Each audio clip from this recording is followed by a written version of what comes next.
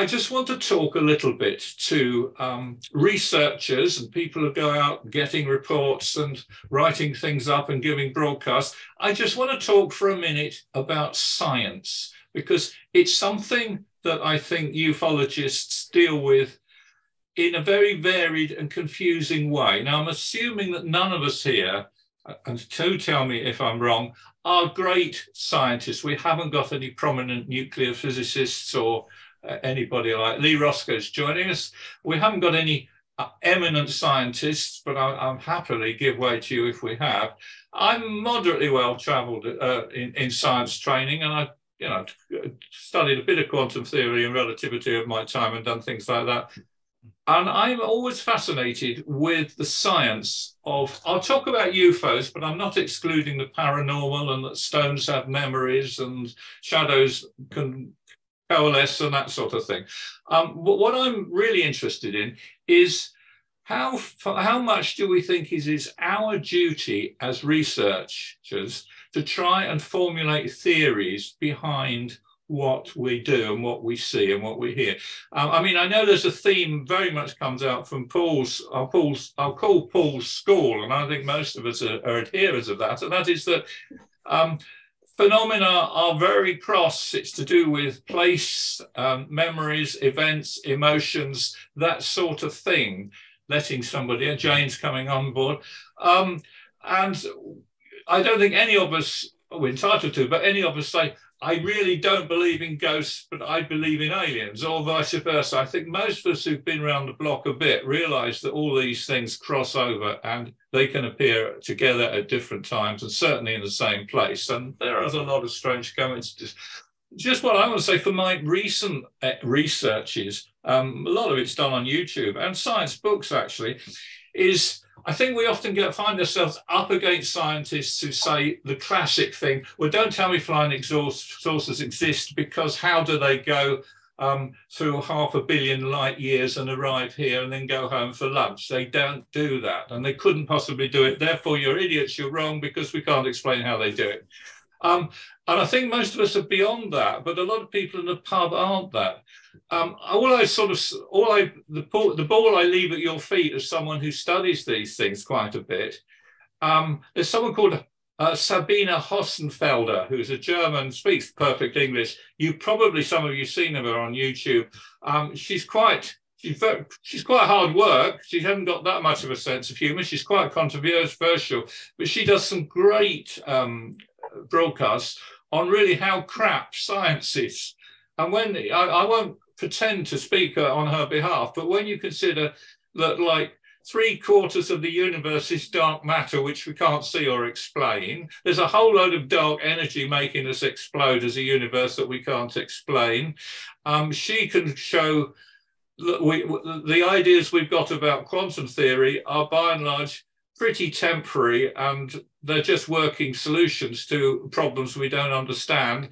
The Big Bang always leaves the question, well, what happened before? The multi-universe problem, I'm not saying it's not true, but it's got so many answers and so many contradictions and involving infinities that it is next to useless. And I suppose the message I'm saying from my perusals is that it's all right scientists getting at us, but actually they ought to take a bit more care, because what's at home is pretty shabby and pretty temporary. And I think the modern scientists are beginning to realise that, all our theories and stuff, we used Newton's laws for hundreds of years and then we found they were wrong thanks to Einstein. I think what they're using now are probably quite wrong. I mean, they're great, and the people who do it are done so cleverer than I, and I find it very interesting.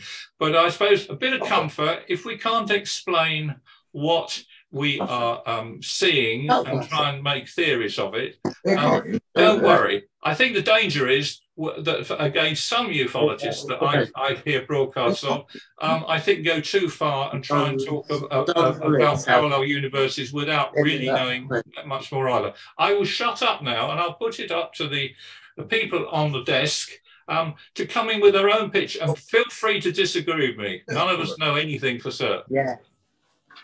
This one? Back a cupboard. Well, I've just raised my hand. I don't know whether that's my cue to come in, but... You're it's your show, mate. You do what you like. No, it's everybody's show. Anybody... Listen, and let me just say that again. Steve Myra, Earl Grey, Ronald, Mike, and Mark Anderson when he comes. Keep your mics open all the time, and obviously, Paul, you can cut in against each. There's enough of you not to shout across each other, so any of those people can speak without waiting in the queue. Anyone else, switch their mics off and put their hands up, and we'll get around to you. Paul, sir, carry on. I've not got a great deal of knowledge, as everybody would know, as regards scientific background training. Well, none whatsoever. But I have found by diligent research and methodology and not being too sensationalizing, not sensationalizing things too much, that people of science are taking an interest. I've said it before that I've got a quite eminent scientist he's not schooling me, he's not, that'd be the wrong word, but he's trying to point me in the right direction to do a few experiments and methodology so that I suppose we don't look silly when we're talking about these things, and we can approach things with in the right manner. It's difficult because anybody trained in science, academia, academics, they're going to look at the way I talk about the subject and think, well, yeah, he's not really on the right path. But I think there's a lot that science could learn from us, from Steve Mera, from Earl, from everybody within this chat, really, because we've got things to offer. We're seeing things and experiencing things that we can put to them if they would only listen. I mean, I think probably, without naming anybody, Steve Mera's probably got people within the scientific community who are interested in what we're doing. Wow. And I don't want to throw Steve in on this, but if he's got any views on it. Sorry, thanks, Paul. Scientific community, well, you know what, when I started back in the subject 40 years ago, scientists didn't want to have anything to do with this subject, to be honest with you. Though that I've spent 20 years in the UFO, or which we want to refer to as UAP now, subject, I basically I just hit a wall. You couldn't go any further regarding research and development. There was just nowhere to go. You got to understand, back in that day, my mentors were telling me that, we're dealing with an extraterrestrial presence traveling the vast distances of space in nuts and bolts type craft using certain types of exotic engines. And boy, has that changed over the years. But after 20 years of it, and then I hit a black... From then on, I decided paranormal research, and I did quite a few years, 16 years in corporate investigations for companies. And then I got into parapsychological research, forensic parapsychology. And then I got back into ufology. And I found that the two, I've just come full circle again. I ended up, if you follow the parapsychological path far enough, you end up in a UAP, funny enough. And I mean, just as an example, the first time any non-human entities were first witnessed and reported was around the sales tables. And that was over 168 years ago, 169, 170 years back. And when it was first documented and acknowledged, long before anybody was having, UFO, non-human entities being reported. And that progressed for quite some time around the world. In fact, there's a number of companies that have even dabbled in that. There's a few I won't mention, but Boeing was one of them, around the obtaining information from third-party sources through science table sessions in regarding advanced engines, believe it or not. The Real Society and the German Metaphysical Society had a stab at that. And there are still a few out there still doing this. So when the question was what you gave, Paul, is about the science side of things. Now is a little bit of a different story, because my work is taking me into specific areas of research where I specialize, and that is paranormal mechanics, and high strangeness phenomena, with anomalous phenomena. When I say anomalous phenomena, that means your UAPs, your cryptids, your paranormal, anything that basically you might consider a little bit profound. But I think we've all kind of been, and it's probably not the greatest of words, but groomed in certain ways in regarding our research and our perspectives. Many, many years back, we were taught to divide the subjects, and this very clever compartmentalization has worked wonders for people that didn't want us to put the dots to dots together. And I saw it early on because of my research in the paranormal field, because of my research in UAP studies, and I saw the connectivity. But do you know what? The UFO guys wouldn't deal with the paranormal guys. Paranormal guys wouldn't deal with No, I can imagine. And you know what? It's like, it's very frustrating. It's like you're trying to put a picture together, a jigsaw puzzle, and you just can't get the other pieces. You're thinking, where are those pieces? Mm-hmm. Well, the thing is, those pieces weren't in the subject of UAP. They were in the paranormal or metaphysical or supernatural.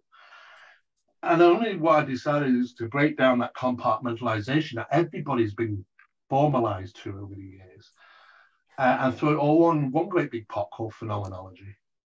And then suddenly I realized that pieces of the puzzles would fit. And that's been tested. It's been a number of tests have been proven that we can show there's an absolute definite correlation between various subjects.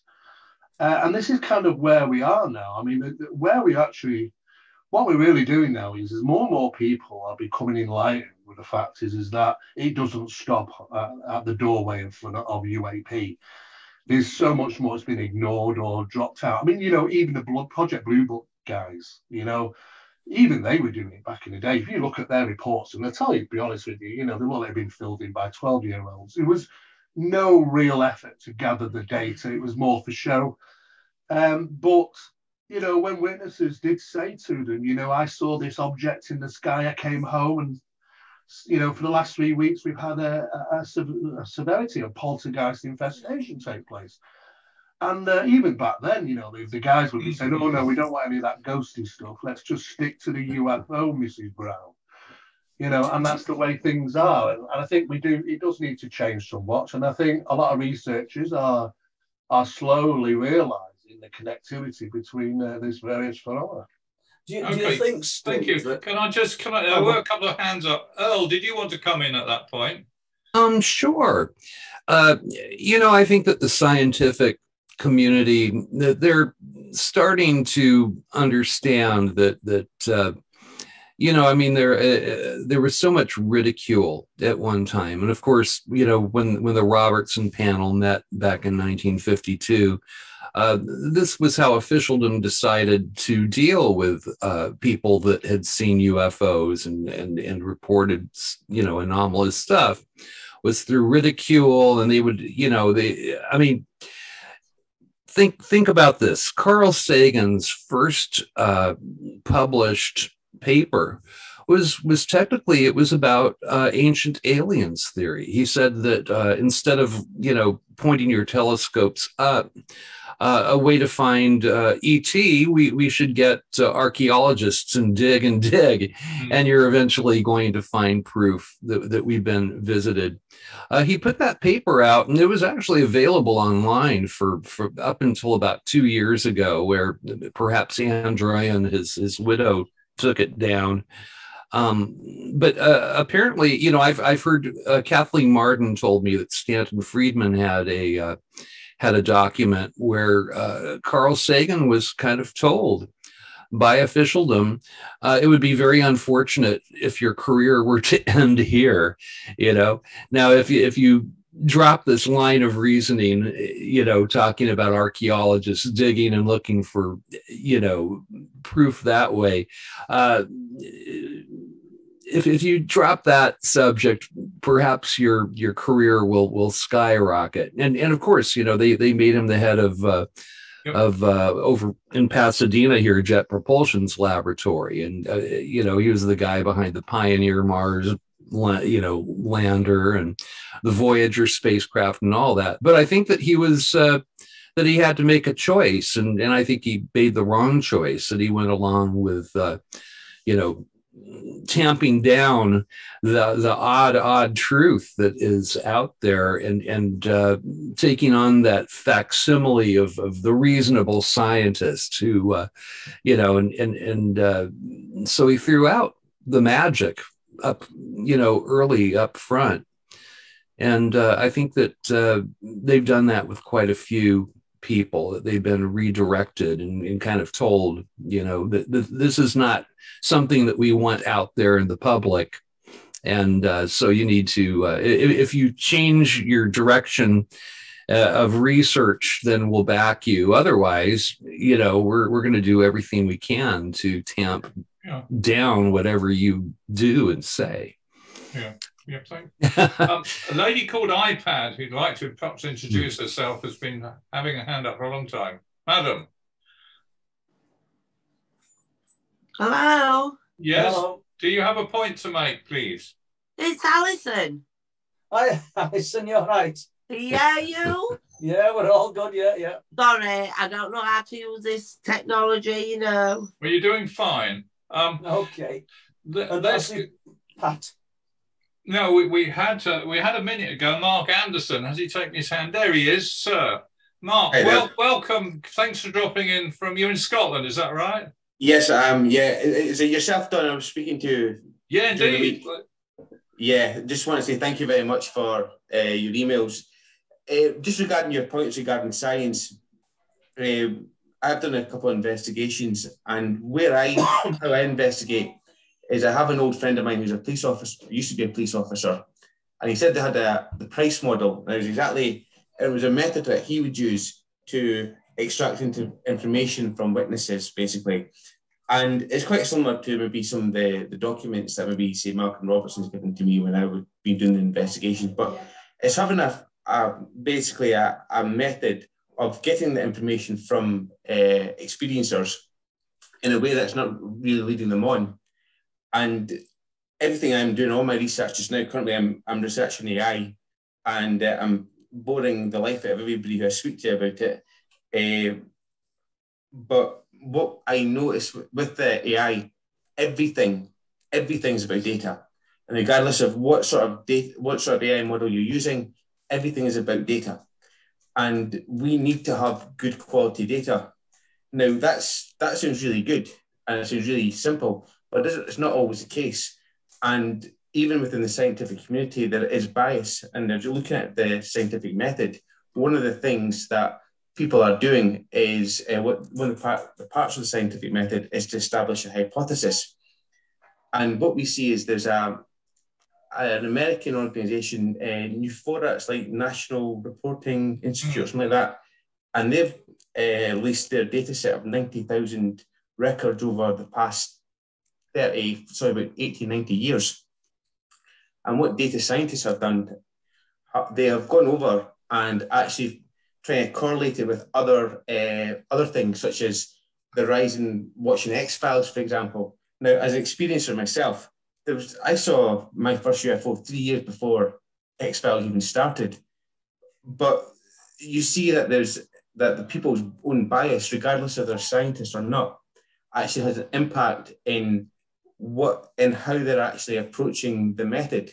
So what I'd like to say is what we should be doing is trying to, regardless of you're a skeptic or a believer, try to take the bias out and let the data point you in the path that you should be doing. And that's for scientists and people in our community as well. Thank you very much. Philip, do you want to have a word? Yes, that's very kind of you. Can you hear me all right? Yes, indeed. Oh, I'm Ronnie. I'm his brother. I think it's all right. We're twins. Ronnie, you how you doing? Hello. How are you? Well, I thought you were Phil. Ladies and gentlemen, it's nice to very privileged to be here. Yes, the science becomes problematic because these things are beyond it. As you rightly stated, that dark matter, we don't even understand what that is. A third of the universe is composed of it. So I think in some ways, yes, scientific deduction is applicable. It must be utilized, whether it's in the air or in space. But unfortunately, we can't go beyond that because this phenomena, Steve Mira and his wonderful team know, as Earl Grey and many others researched this, thoroughly researched this.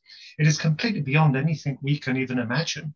And I think we must take into effect also that a particular author suggested that many years ago, a renowned author, John Keel, I believe it was him, who mentioned that the phenomenon is able to change faces. And I thought that was interesting, very interesting, that we may not be dealing with a particular species. It could be some coming from outer space, but certainly the hypothesis is that we're dealing with something that's multifaceted. It is able to change according to preference belief. Some people will see werewolves, and Paul would know all about that. Others would see Bigfoot, fairies, things like that. You see what I mean? So this phenomenon, this paradox is completely beyond us. It's fascinating. And I think it would suggest more so, and as Steve Mira rightly stated, absolutely, what we knew 50 or 60 years ago has completely changed now. We're now looking more into the interdimensional approach. I mean, it's a word, we can't even imagine what that actually means.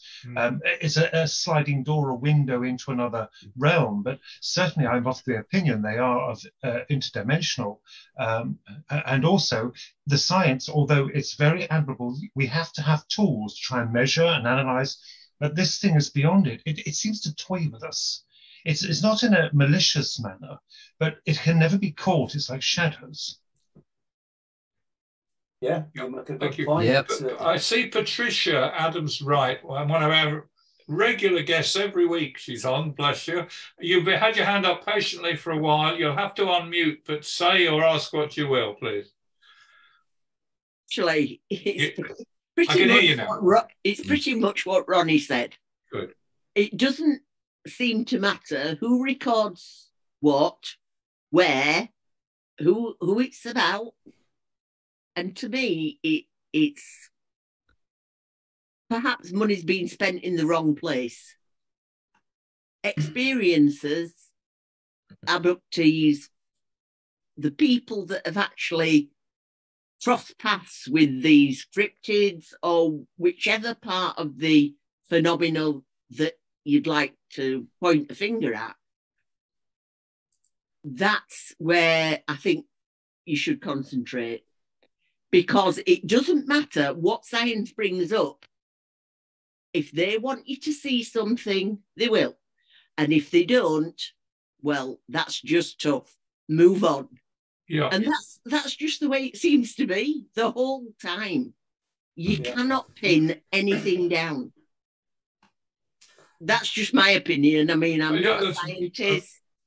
You know, yes, I did paranormal research for 7-8 years. But that's what I found in the whole time I was there. You can't pin anything down. Nothing. Yeah, wise words. I'm just sorry, a little thought. I was having a debate with someone a few days ago, and what with the internet and Photoshop, and I'm sure Paul concurs with this, a good witness is more convincing and more educational than any number of photos or videos. I mean, you get someone with tears in their eyes telling you a story, they're not making it up, but you see a UFO over a house in California and it could be the real thing or not. I just throw that in. We've got two people, Alex, Sir, Thompson. Go ahead. You have to unmute. Well done. Hiya. Well, first of all, you can hear me all right? Yep. Oh, well, all it is, this is for anyone that can answer this. You, Paul, Ron. You talk about interdimensional. So let's just say aliens come to this planet. This other dimension, is this like a different universe entirely, or do you think it's the same universe and they go into maybe some sort of wormhole and then come here? So I don't know. I just wanted to know your thoughts on it or anyone's. I think we don't know. I think to accommodate string theory, which for many is the flavour of the year, you've got to have 11 dimensions, sort of 7 or 8 of which are curled up so small you can't see them. And I think the idea is that things that sort of shift into our vision sort of straddle 3 dimensions and maybe hit on one of us. I mean, it's so vague, it's not really worth writing down, but I think that's the way, certainly mathematics defines 11 dimensions, and how they're used, God knows. And I'm probably right for saying that. We've got someone else coming in. Let's move on to Monsieur le Revenant. Good evening, sir. The Revenant. Do you know him, Paul? I do, yeah. How are you doing, mate? You all right? Not so bad. Everybody okay? Yeah. All good. You're good. Just back to the science bit. The thing that I've noticed with scientists seems to be that they only go with the funding. So yes. Where it used to be science was the pursuit of facts, regardless of what the truth was, that was the truth. Now we can't say that because we're going to get us funding pulled. So it's a bit of a double-edged sword with science. So there's bits of it we can take from, but we're never going to get an answer, because if they know, they ain't going to tell us. And secondly, they'll lose whatever funding it is that they're getting. So it kind of puts us back in that dark spot again.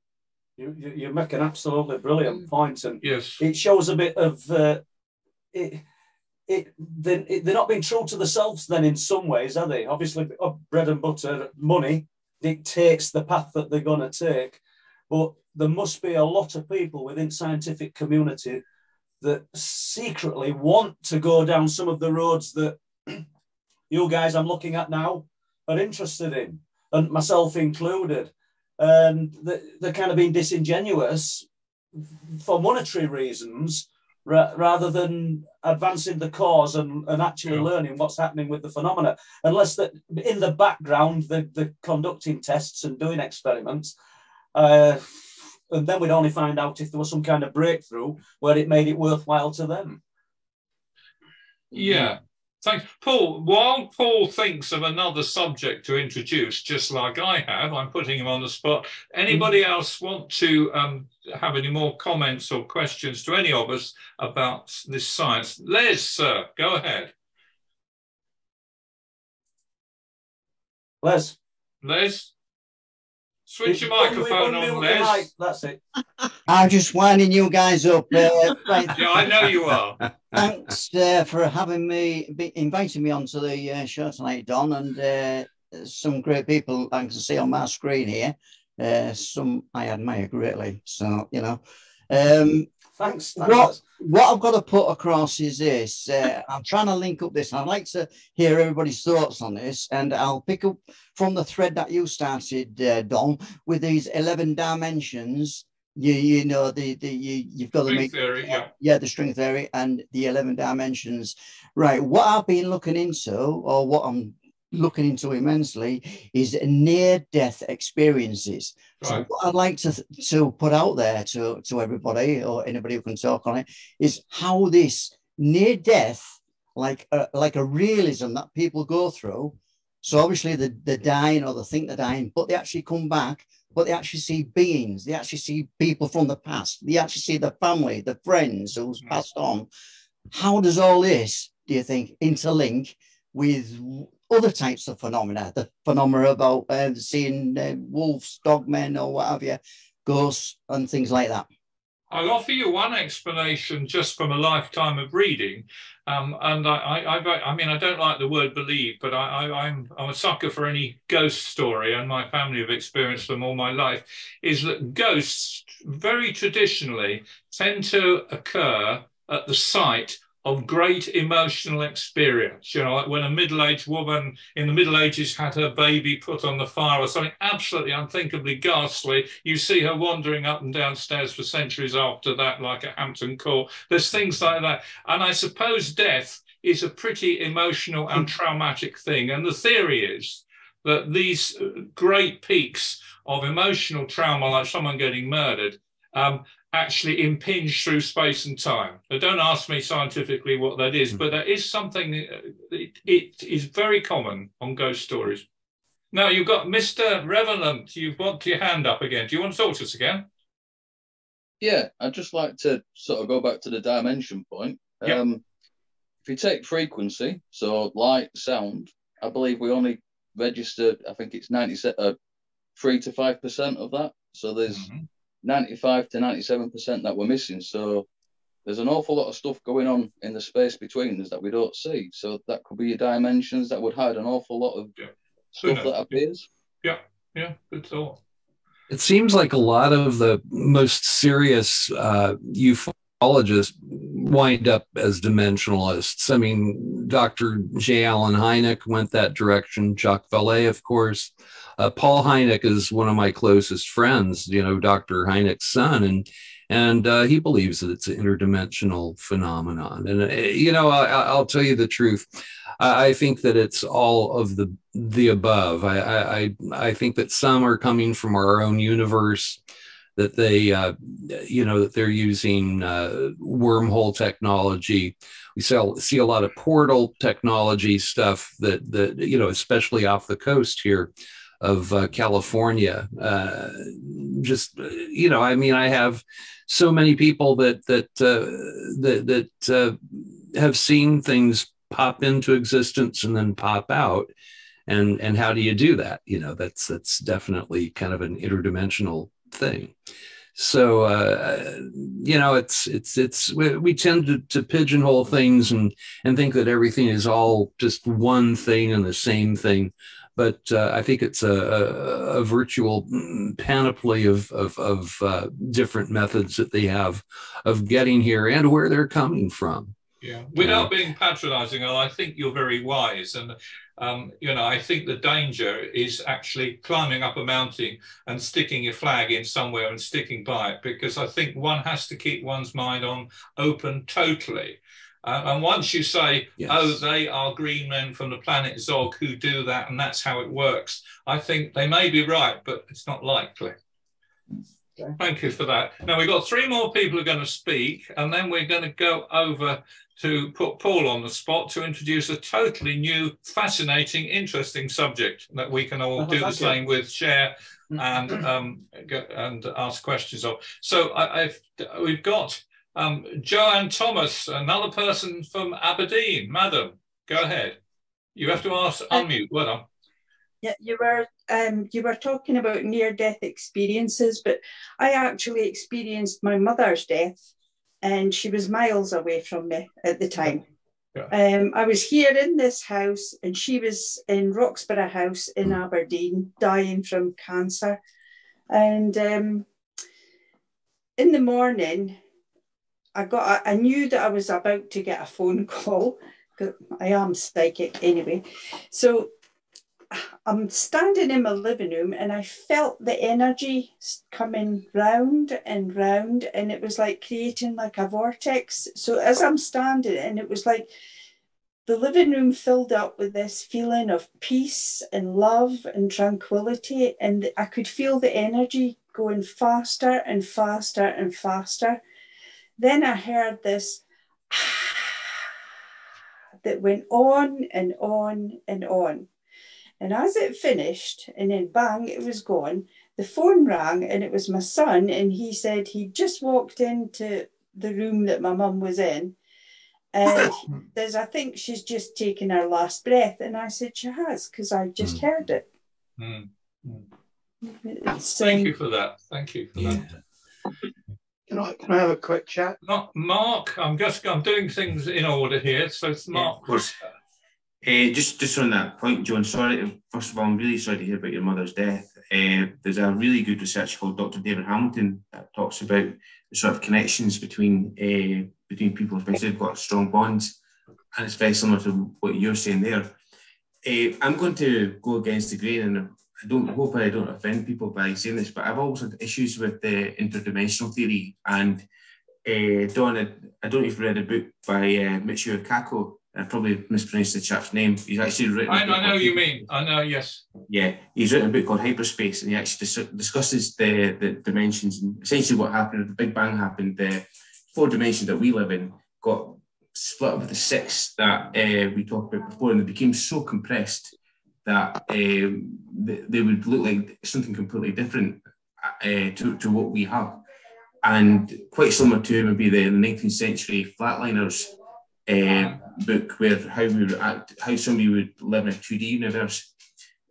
Similarly, the people that would live in a 6th or 7th or 8th dimensional would be how they would understand and comprehend and even work within this sort of universe. I've always had issues with, because it would be so different from the way that we experience reality that, firstly, why would they be interested in us? And then secondly, from the data that we have, and I know I'm making assumptions, but say, for example, the Greys, for example, would we have humanoid form in a 8th dimensional reality? Because they wouldn't need a bipedal sort of bipedal structure for it. So I've always had problems with the dimensional aspect because I just don't know where they come from. And I think making the assumption that they're from another dimension is might not be the case. I'm sorry if that offends anybody. It's just, but I feel that it's maybe more of an assumption than a fact. So I don't know if that's anybody else disagrees with me on that. I personally don't find that offensive because a fact is a fact, and I just think. I think that, with respect, I think the day, Mark, when you say interdimensional theories are absolute rubbish, because I think then you might lose some of us. I think we're right to be wary of all these theories, frankly. I mean, the same thing, we could talk about whether there's a divine creator, which we won't tonight, but I can take it both ways. I'm very happy. I'm very open minded. Thank you for that. We don't want to get too nailed on any one theory. And we're moving on reasonably quickly. Patricia, do you want to say something else? Can I say anything? Who was that?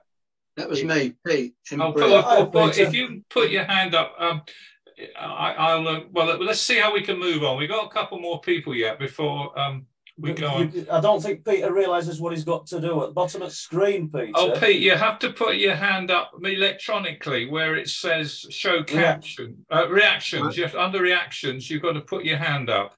I haven't got that on mine. Try. Well, as you're a nice guy and we can see you, we'll do you mechanically. Okay, we'll quickly move on to Patricia and then a lady called Stargazer Eternal, who sounds lovely, and then we'll come to you. Right, Patricia, go for it, quick. Actually, following on from the last gentleman's point, I have just watched Graham Hancock's new series, Ancient Apocalypse. Yeah. And lots of follow-up on YouTube. Now, I fully go with Graham Hancock's theory. Now, Jimmy Parish recently asked a question, and I wondered what you all thought of the question. It was, seen as the general public, normally treated like idiots by the governments, what do they think that we're most frightened of? Hearing that currently we're under bombardment from UFOs, or that these things have been here for millions of years? That's it. Okay, someone else on the platform other than me answer that, please. It could be a combination of all of the things that they're frightened of, Don. You know, it's difficult. It's a difficult one. Depending on what your persuasion is, people of religion might be frightened of the truth and the enormity of what potentially could come out destroying religion.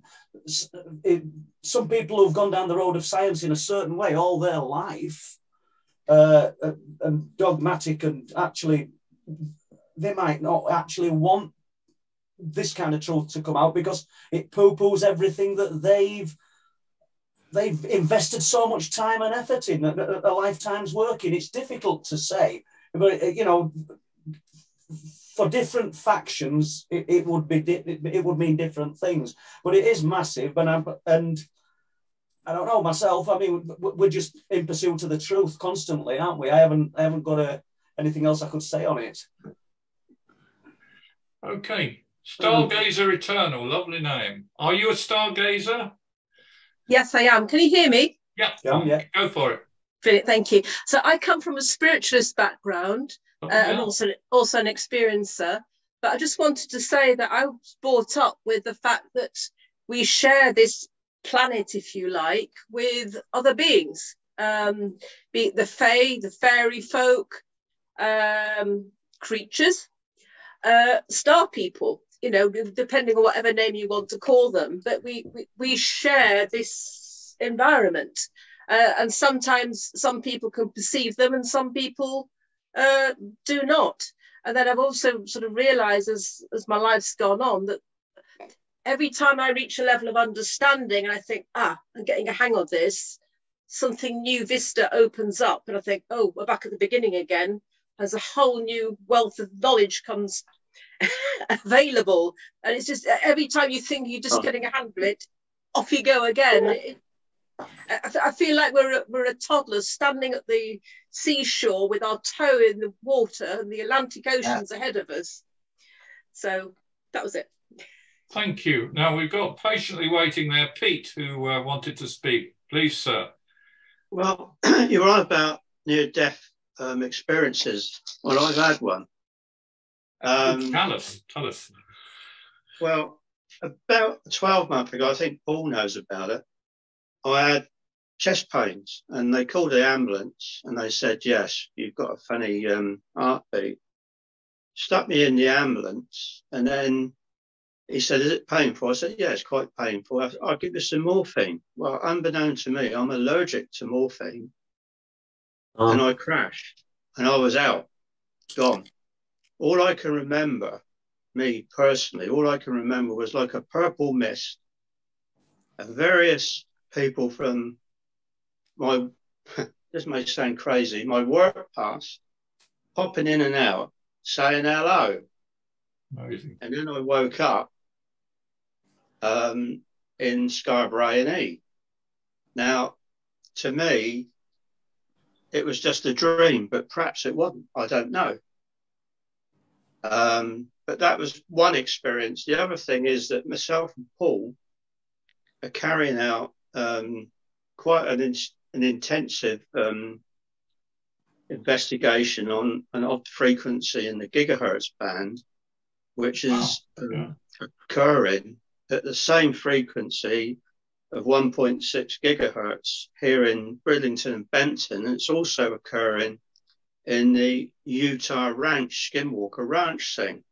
Mm-hmm. And so far, I've asked, I mean, I'm an amateur radio class 1 holder, and I've asked all the amateurs around here to monitor this, and they're all getting the same readings. I've asked 3 of them so far.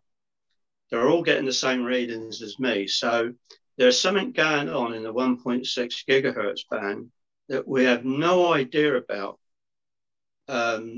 It's definitely not from the RAF, and it's definitely not from the Navy. I've had that confirmed by various sources.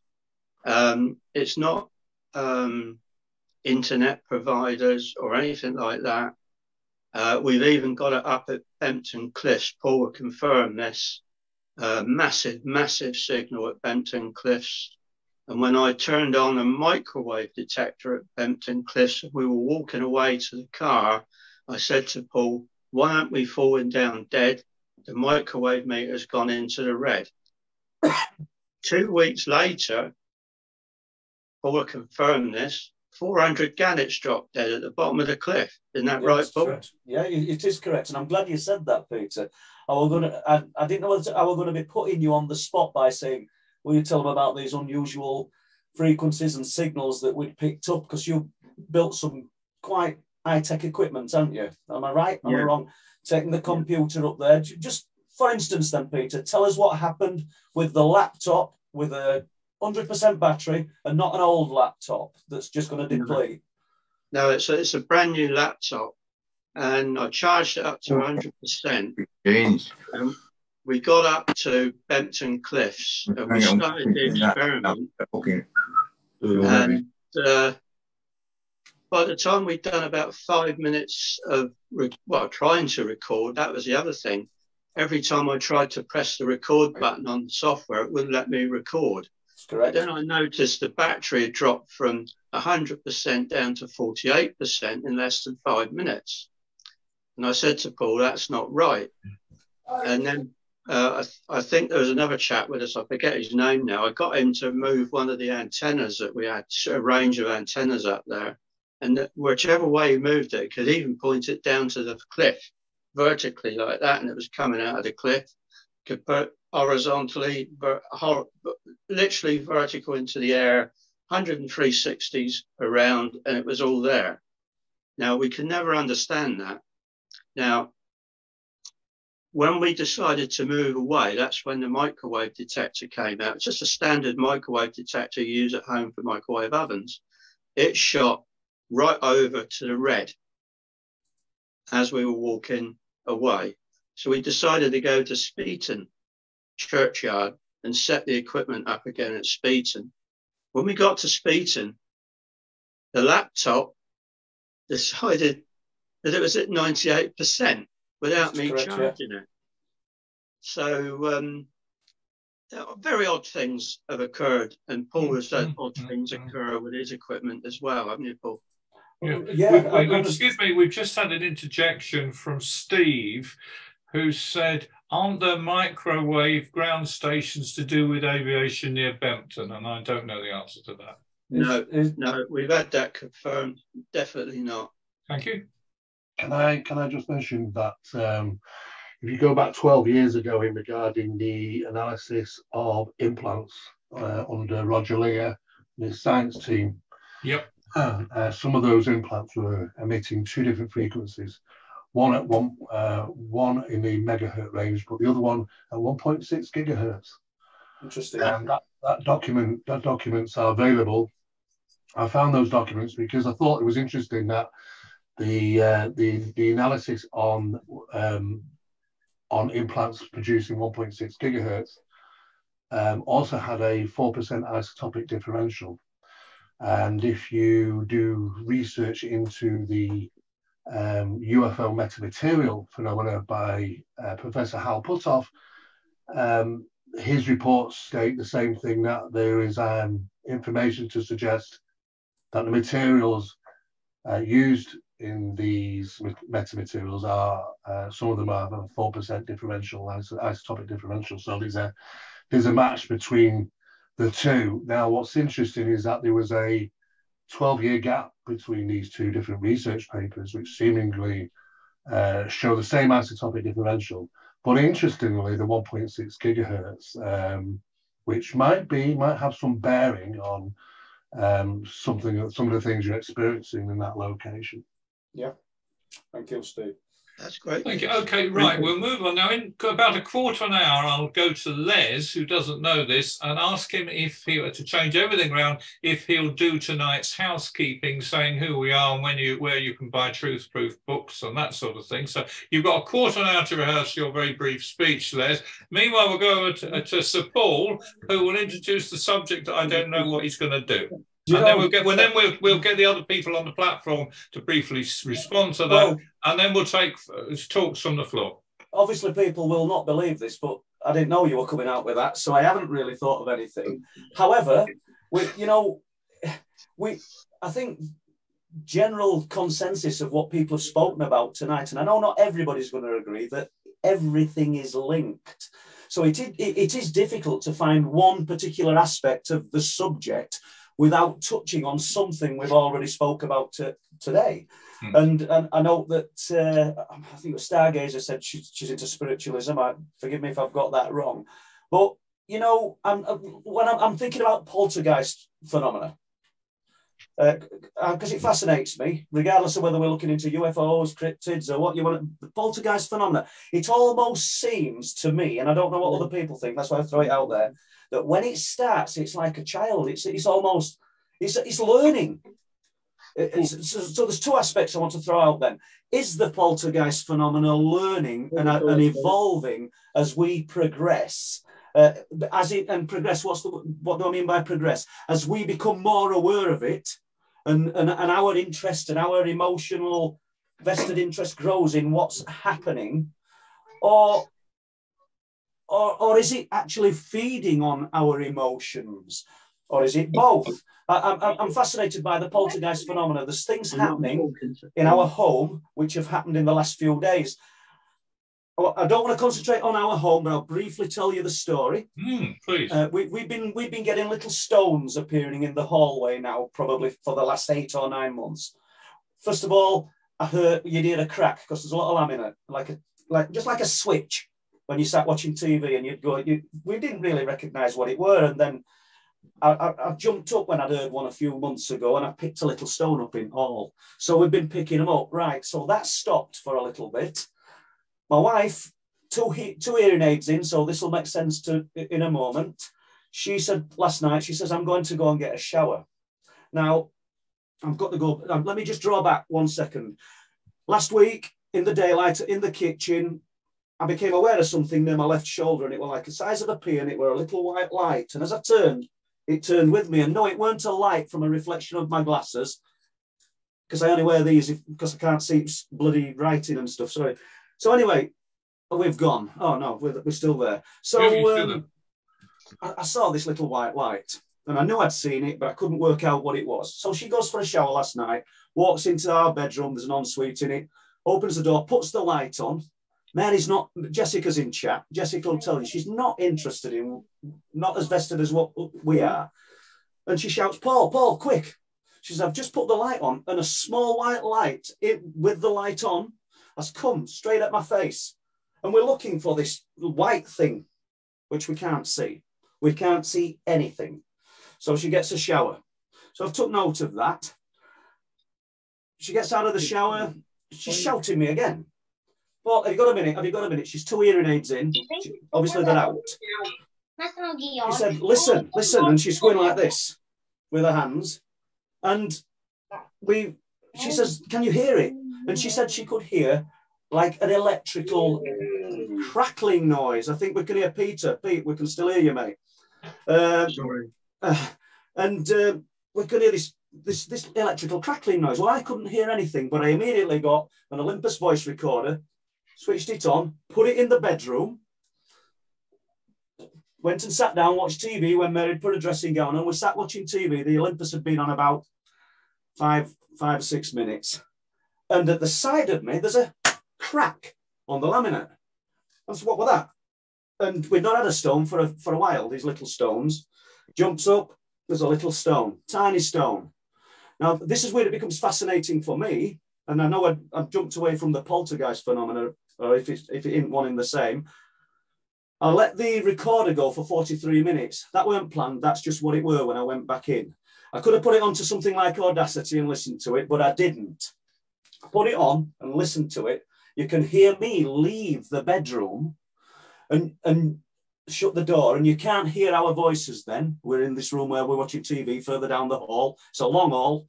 Pete's been in our property, he knows what it's like. And you can't eat TV or anything. But you hear the little stone crack as though it's in that room, because you can hear me immediately afterward go, what was that? And you can hear me on the recorder muffled going, what was that? But you can hear it, but the actual stone has made a sound like it's cracked in that room. And I'm not coming out with an explanation here, people. I'm just giving you a weirdness. And I know that now I'm sort of heightened to it.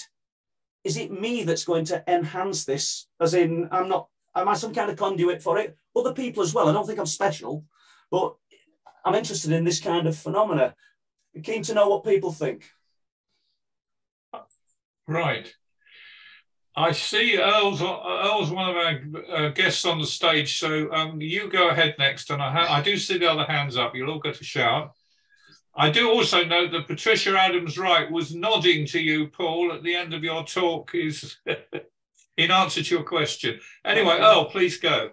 Sure. The word for that is an apport. Yes.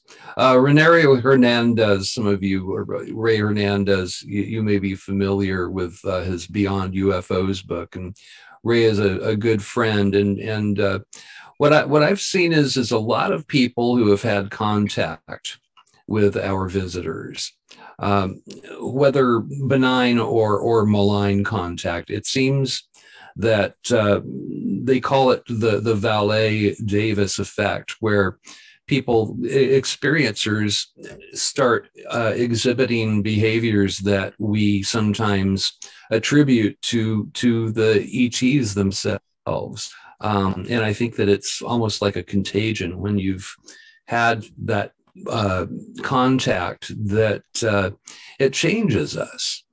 But I know Kevin Day is a very good friend of mine. He was the gentleman who first reported the Tic Tac UFO off of Catalina Island here during the Nimitz affair that happened back in 2004.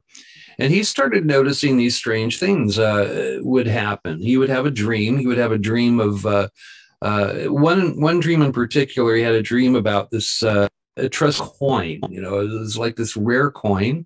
It was in his dream, and he woke up from his dream, and there is this old ancient coin sitting on his bedside table.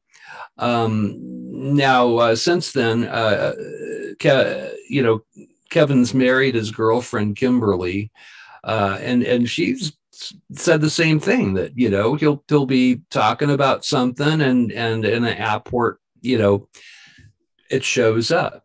I've heard exactly what you're talking about, Paul, about the stones appearing. And apparently this is an effect of having contact. I know the ufologist who passed recently in Brazil, AJ. He has a friend there, and his name evades me at the moment. But Dr. Hynek used to stay with his family in Brazil. And he would like to sit in their easy chair, and he would smoke his pipe. Well, it had been about 30 years, but he was walking around in his house, this guy in Brazil, and he smelled the smell of pipe tobacco. And he went over to the easy chair. Now, the Hynek he passed away like 30 years previous to this, but he goes out there, and there's Hynek's pipe sitting next to the easy chair. It's not like it had been sitting there for 30 years. It just simply appeared. He took it as a sign that Dr. Hynek was telling him that he was on the other side and he was okay. But apports are a thing, it is a thing. So it's apparently part of the continuum of this phenomenology that we're involved in. Thank you. That's all I had to say. Steve, Mr. Meares, you've got your hand up. I have, yeah. It was just to address what Paul was talking about. Of course, your involvement in this subject doesn't help, as you'll know, because the phenomena obviously reacts back to attention and the observer effect, and also they usually be referred to as a hitchhiker effect. The more you push in your research, the more fun and games are yet to happen, I think. Especially when, and I can say this from it happening, when you're on the right path, you'll know. Yeah. I can tell you that Barry, my colleague, Barry Fitzgerald, he's been out of commission for the last 3 weeks because his house has become attacked, the poltergeist infestation. It's an absolute nightmare for him at the minute. But we knew it was going to happen due to the research that we're involved in. And I actually tried to prepare him it, but he got it good and hard, and he's having an absolute nightmare, him and his wife, with it the last 3 weeks now. There is a definite tie between what we are doing. The phenomenon is very observant. Just because we don't think that it seemingly knows what we're doing, this stuff knows exactly what we're doing, when we're doing it, whenever, anytime, any other time of the day. And we've known through doing certain research over the years that we're going to get some kickback. And lo and behold, we get the kickback. So it's quite easy to see a pattern of events formulated, because there's like a rule book, in a sense of speaking, just as poltergeist phenomena acts like a rule book. What I can say about apports, if you do not want them to be taking place in that environment, it's always good to get them out of the environment. Because on the higher levels of research, what we've found is that a lot of apports can act like a quantum anchor, which means that the phenomena can easily target the location because there's something which has been left there. Especially items that might not belong is probably one of the most problematic things. We also know from analysing apports now is that the apports that you might consider your own items that have been moved from one location to another, though they'll look like the same item and feel the same item and say the same weight, and there's no way to identify it until you actually start putting it under atomic microscopy. When you do that, you'll quickly realize that it's not the item. It's nothing like the item that you used to have. Though in all appearance it seems to be. But on a molecular level, and the diathermic reactions in it show the computers would say it's not even the same item, because it's looking at on a microscopic level to say, is this exactly the same thing? And you have to have a bench test to it. So whatever, you'd have to have two, one which is the apple, one to test it by, the normal one, to see the differences. Now, what we can say is that the diathermic reactions, the massive significant differences in apports, which was unknown at the time, is identifiable by certain markers. Those markers are the most prominent markers are diathermic reaction, a particular type of diathermic reaction. We also found that there's a very particular diathermic reaction in when UFOs have materialized close to the ground and affected plants. This is what you refer to as biological traumatology tests on plants, show exactly the same diathermic reactions caught in the auric field of an object very close to the ground. So now we're going down a path where we're theorizing, could there be possibly a connection there that the materialization of a UFO or the materialization of an object in a home presumed to be an apple are utilizing the same physics here. But what we have known through the process of practice is by relocating them, it can suppress phenomena. It doesn't get rid because it kind of wakes up eventually and realizes it's not in the environment and returns. But we've had people having high severity and frequency cases of apportation disturbances on a regular, every day. But when you remove these items, there's sometimes 3, 4, 5 days goes by with absolutely nothing. And it seems to get itself in a bit of a tiswas as to, you know, are they acting as a quantum anchor to relocate phenomena to a given location? Problem for any of us, though, an apport could take place with us not being in. We'd never know if we're dealing with apports in the house all day long. And it relies on those quantum anchors to support itself in that environment. In other words, deliver the phenomena to its location.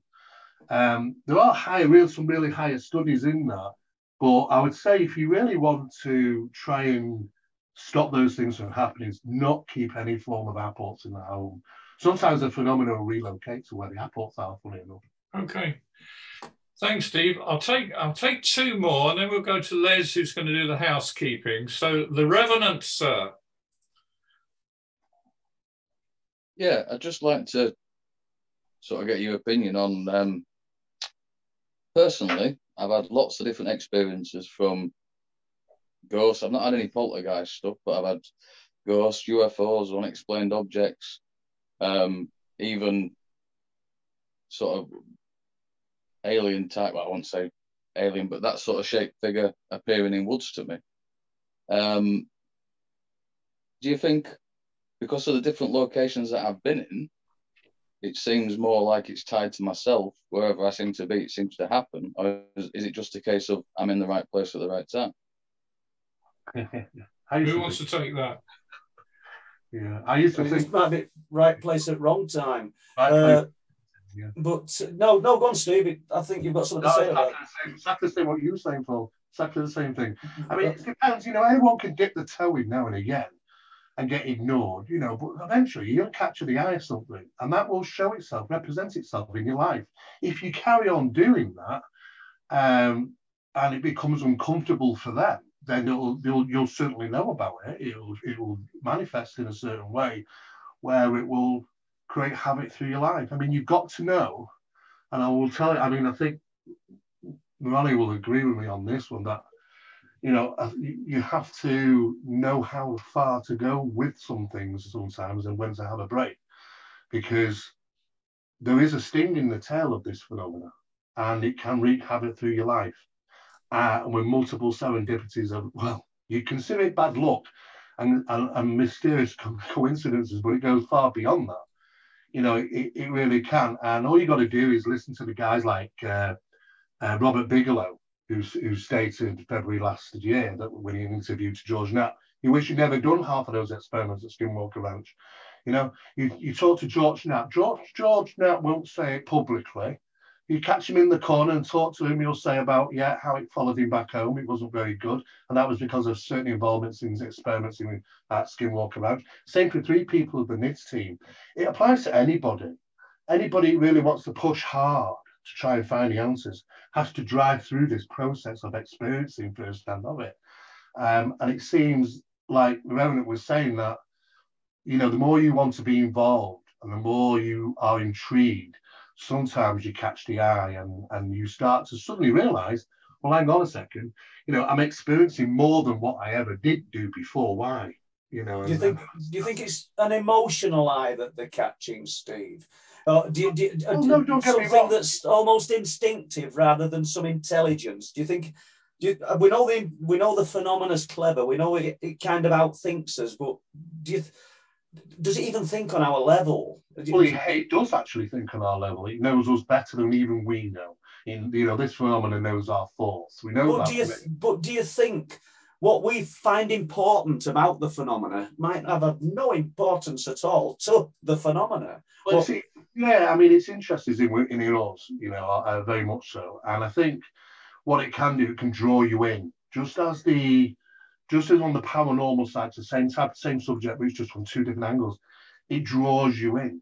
You know, it entices you with little bits of information for making sure you come back and you come back and come back. And eventually, you're so heavily involved, that's when they get under the flesh. Yeah. And that's exactly the same thing that happened at the Skull experiment. It completely, you know, there's the enticement by the phenomena so much on the manifestations that were happening, it got under the skin. And they had to close down. They lost control of the circle. They had to close down. And what you don't hear is that they never left them. Though that phenomena, even after the experiments were all shut down, was in their lives and was in Robin Freud's life right through his whole life. Steve, sorry about the Skull experiment. There was another 2 mediumship circles that were affected, that actually did it. There was one circle that initially started it in Skull, and then there was another group that started, I think it was Nick Kyle. Nick carried it on. Nick carried it on in Scotland and went on to the, you would say, the more physical manifestations of miniature UFOs and beings. And then we went on in Phenomena Project, took it one step further after that, and we did it for 3 years. So, you know, it's a build-up of connection between you and the phenomena. And then it dangles things and performs things that hooks you, and you want more and more. And before you know, you every single night you're involved in it. And that phenomenon it just gets under your skin and gets into your lives. And, you know, it can do. And that's the problem of this, is knowing a limitation, you know, and when to take those breaks. Unfortunately, you know, some people will have and continue to have phenomena right through their lives. It just depends on what they've experienced and what eyes they caught. Okay, Steve, I'm going to take just Alex because other hands have come on. Then we're going to have a little bit of housekeeping for a couple of minutes. And then we're all together, there's lots of people who haven't spoken yet.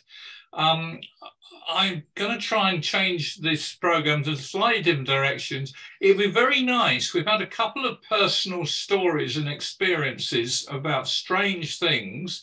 They can be really amazing or just, you know, I saw a shadowy thing this morning.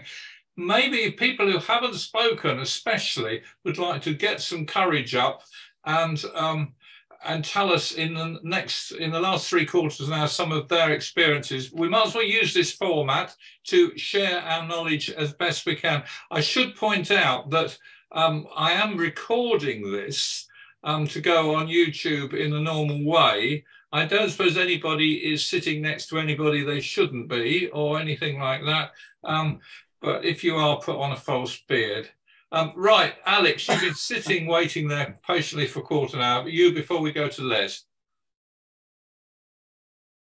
Thank you, Don. This is for Paul, actually. Paul, So I've finished Night People, great book. What I thought was a bit strange was like you said it all started off when you were quite young at your house in South Yorkshire, and then you moved to Bridlington, but I just think it's a bit weird how it just so happens at Bempton you got all this strange phenomena kicking off. That's all. Yeah, you make a good point. Thoughts on that, please, Paul? I'm not responsible for strange phenomena kicking off at Bempton. I'd like to establish that straight away. Yeah. Is there just as much of a bubbling pot of strange phenomena in other parts of the United Kingdom? Probably there is. But do they have somebody like Paul Sinclair, Steve Meara, Earl, and the Revenant, Terry Brown, other people as invested in looking at it? Because, I'm fortunate that I've got, this is pretty much 24/7.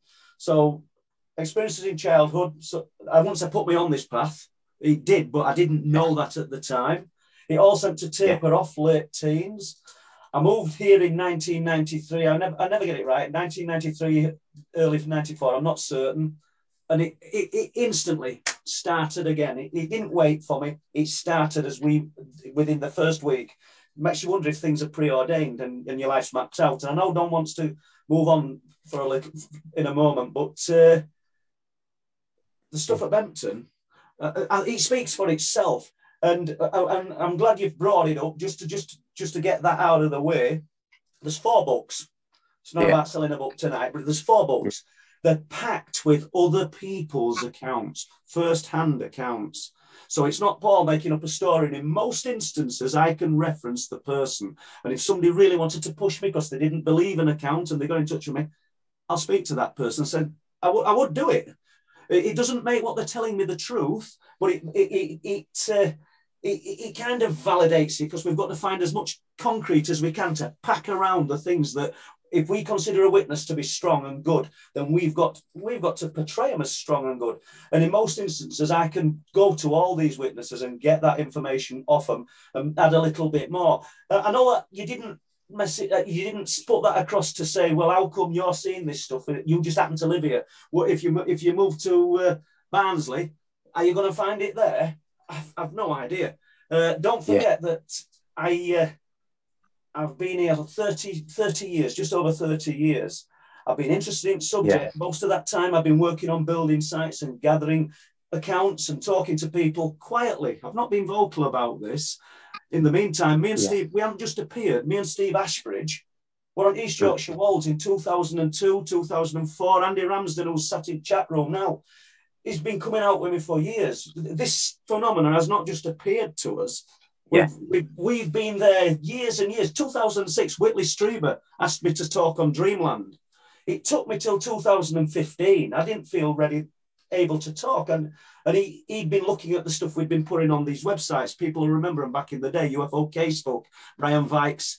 I can't remember what it was called. Steve might remember. But, and I was posting bits of footage up and people were watching. They were looking. I'm not special. I'm the same as everybody else in here.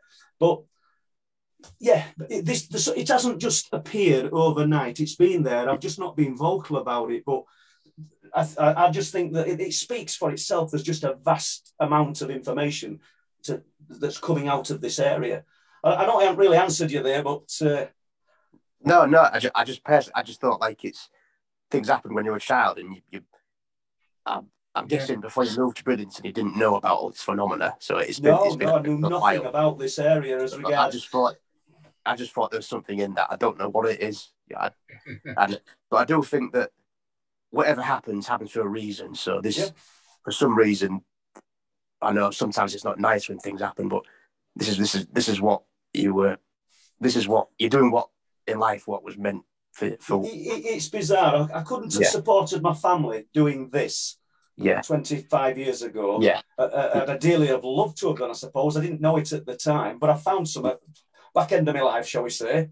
They absolutely love doing. But, I much prefer to writing books. I much prefer speaking to people like you, speaking to people like the Revenant. Best witnesses, that guy that you're ever going to speak to about anything. And I don't mind saying it. He really is. And that's where I get not kicks, but that's where I get satisfaction. Yeah. Because when you listen to someone and you know the telling the truth. Sorry, Don, over to you. Oh, thanks. No, it's your show. It's nice hearing That's about fine. your amazing book. There is also Liz, tell us who we are and why we think we're here. So people here worldwide and any aliens who may be listening. Well, yeah, thanks for the handover, Don. I got to say thank you, Don, for actually bringing this Zoom call into existence tonight on a Thursday, the night we normally have a Truth Proof live stream, as you know, and everybody else who was in the chat on this Zoom call probably knows that as well. So Alex has brought us nicely, actually, into mentioning Paul's books. As you can see over my shoulder, the advert is running for all his books, and if I could get any more adverts on that screen, I would do, Paul. And but I think he's got all his books on there. But if Paul can actually tell us now about the website itself, which Don runs, by the way, excellent website, lots of information on there, and I'm sure Paul can tell us a little bit more about the website and what people can do there. Well, the website pretty much speaks for itself. Truthproof.uk. The paperback books can be obtained off the website. The Kindle books are still on Amazon. And I also put the paperback books on eBay as well. But yeah, I can't really say much more about it. You know, I know a lot of people that are just plugging books and plugging the website throughout the podcast, throughout the live streams that we're doing in some instances. But I'm not bothered about that. Don's given us opportunity. We've spoke about the books. Happy to move on. Steve had got something to say just before we started, but have you finished, Les? Sorry, well, this moves nicely on mentioning the site because there's now 176 reports on there, and they're all sorts. Some are good and bad. Some you could make a film out of. Some you could possibly explain. But we'll put them up in good faith because we don't know that. Put it this way: if we can't explain them, we put them up. It doesn't mean it's not an aircraft doing 5,000 miles an hour, but it might not be. Okay, this leads us now to the next section, and do bear with me. I hope you're happy with this, folks. Really, let's go over to maybe people who haven't spoken tonight, who may be a bit shy. You're all among friends. You don't, well, some of you have given us your real names, but if anyone's got a report or a story, first of all, write it to us. But tell us now, because it's coming up for Christmas and we should be sitting around long fires exchanging stories anyway. We want true ones, but anyone coming out the woodwork want to tell us of an experience? Put your hand up, please. Well, I've got my hand up and I don't want to tell a story.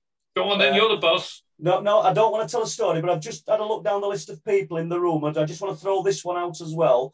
I see Mike Godfrey's in, so nice to see you, Mike. So anybody that's got any questions on AI, speak to Mike, address them to Mike Godfrey, please. And over to you again, Les, sorry. Not Les, Don. Yeah, okay. Anybody got an experience? If we run out, we'll get theoretical again, but we might as well use the live bit where we've got real people with real voices and real expressions. Anybody got a report or an experience, and it doesn't have to be wonderful, to tell us? Mark Anderson, sir. Right, first of all, just sorry, Mike, I'm researching for a talk called AI and Aliens in Scotland. And yeah, so I'd love to speak to you. I'm looking at how we use ML and IoT to gain insights into patterns within the UFO phenomena. So can I maybe catch you offline about that, please? This can, yeah, no problem. Yeah, thank you. Regarding my experiences, sorry, is it okay for me to speak and know that there's other people that haven't spoken today? Well, you've got it. Go for it now. We haven't got any other. We've only got one other hand up at the moment. When we get 23, we'll get a bit more discerning. Yeah. So basically, came from a town called Dundee, which is the fourth largest town in Scotland, and my family have all experienced UFO poltergeist activity. It started in 1985. My sister woke up to find an old woman standing over her bed. Now, this is something I wouldn't want to be repeated too much, but with myself, we used to hear hammering, strange noises, and then in 91, I first saw a UFO and it just flew over my neighbour's house. And then throughout the years, they would come over and over again, and they would change shape. So they'd even change shape while I was visualizing them. From one time, I saw one, it was almost like this smoky, it's almost like a Star Trek style cloaking effect. And the first time it saw me, the first time I saw it, it never seemed to take notice. But the second time, it followed me down the street. And what really frightened me was, for about 3 or 4 days later, one of my neighbours' lights just kept on flashing on and off and on and off, like it was still in the vicinity. And over the space of maybe from 97 to 99, you would see them in clusters for maybe 2 weeks at a time. You maybe see them every night.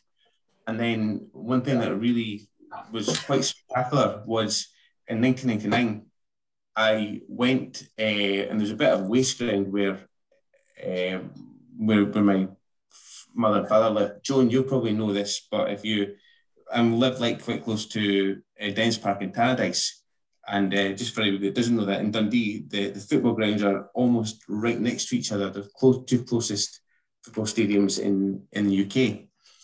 And in the waste ground, the one element of the sky turned into, it wasn't just a UFO, it was like reality changed. I think almost like the way Jenny Randall says about oh my goodness, I've forgotten her name, but Jenny Randall taught the Oz Factor. The Oz Factor, that's it. It turned, it was like reality became unreal. It became like a cartoon. And Julie, if you ever see a thing about clouds being sped up and you see the clouds flying, I actually saw that. The one part of the ground, one part of it became this pinky red, the other part became this bluish purple, and this white beam just flew right over the sky. Now, again, this is in the middle of Dundee, a town with about 150,000 people, and I'm the only person that saw that. So I know that it always seems a bit unusual, but I got scared. I just got really scared, and I ran, and I got this like message, and it wasn't a voice, it was a feeling saying you were not meant to run. And so it kind of died down from then. I had an experience in 2016, the A70 incident with Gary Woods, one that Malcolm Robertson investigated. I went on a Skywatch there with SPI, and a few days later, I had a number of dreams about UFOs, and then back in Dundee, another kind of like golden orb, like a sun, just decloaked over the River Tay. And and ever since then, there's been little synchronicities, for example, like just silly things. Like I actually ended up moving to Livingston, and they just keep on happening all the time. Like even my dog, we found out that my dog's grandfather's called Harper Rigg. That's the reservoir where Gary was abducted. And it's just tiny little, almost unnoticeable synchronicities noticed ever since that day. So that's my account basically. Mark, you've got so much to tell us. I think we're going to have to get Paul to invite you for 1 week, and I bet you could fill out a couple of hours with questions. well, okay, thank you. Paul. Keep in touch. Thank you, sir. Terry, come on, man. Can I mention something to Mark? Just about his, I mean, he's selling things and he's not getting any feedback. So just wanted to say to Mark, if anything tells you not to run, you do the opposite. You get the hell out of there. You rely, always rely on your instinct. I will tell you that, others will tell you that. I know Ronnie would definitely tell you that. Always do what you think you should do, yeah? Yeah, I remember you actually were on was it that paranormal podcast, that UFO podcast, and you said the exact same thing. And it was actually, when I was listening to that, it did actually give me quite comfort, Steve, because it was, I kind of realised I was right to run. Okay, thanks. We've only got half an hour, chaps, so we've got another 34 people to get through. So, Terry, tell us. Sorry about this. I've got a bit of a cold, so you can hear me. It's all right. Don't sneeze. Lurgy going about. Going back to experiences. Not long ago, I went up to our local Bournemouth Waverley Abbey on my own for an own video, just to see if I could catch anything. We caught apparition there on video. We caught other phenomenon. Now I was there on my own, and I went back to the part of the ruin where there's not so much activity. There's like a whole like an old hallway. I mean, it's an old ruin, and there's actually gravel. It's part of like National Heritage site, and they sort of put gravel everywhere, and there's stones there. So I've stood down this alleyway, and I'm calling out, asking for things, or if anyone's there. And after about sort of 10 minutes, I was sort of sat in the gravel with sort of my feet up, and I was sat there. It was pitch black, and a stone was thrown from my left to the right, and it literally landed by my shoe. So I said thank you, and I asked it to do it again, and it didn't. But what was happened, where I sat up against the wall, there was 3 solid knocks on the old brick wall behind me. It's like a limestone sort of wall. 3 solid knocks, and another stone was thrown a couple of seconds later. It did sort of phase me. It sort of scared the hell out of me, if I'm going to be honest with you. I was on my own. So I stood up and I walked out of that part of the ruin just to sort of think what sort of happened there. But then I went to the other parts of the abbey and nothing happened. I did the same in the main hall. And then my wife called me and asked me, how long I'm going to be. So I then headed off home. But what I'm saying is, these knocks, we recently, well, I say recently, 2020, we moved into this flat. We purchased our first home. And not long, I keep getting these 3 solid knocks. And I work nights, so I sleep during the day. And the lady downstairs, she cares for her, at the time, her mother, and she wasn't downstairs. And first time, we had a PVC door downstairs, and I heard what sounded like 3 solid oak knocks on my bedroom door, and it woke me up, and I thought I was just hearing things. And then I was asleep again during the night. This time it was a weekend, and I was in the bedroom. My wife was there, and the dog was in the bedroom as well. And I heard another 3 solid knocks. Now, for some weird reason, I woke up and I thought, whatever it is, something's going on with this knocking. If it's some sort of communication, I don't know. But it's like that, 3 solid knocks. So I said, I sort of said, come in, like that.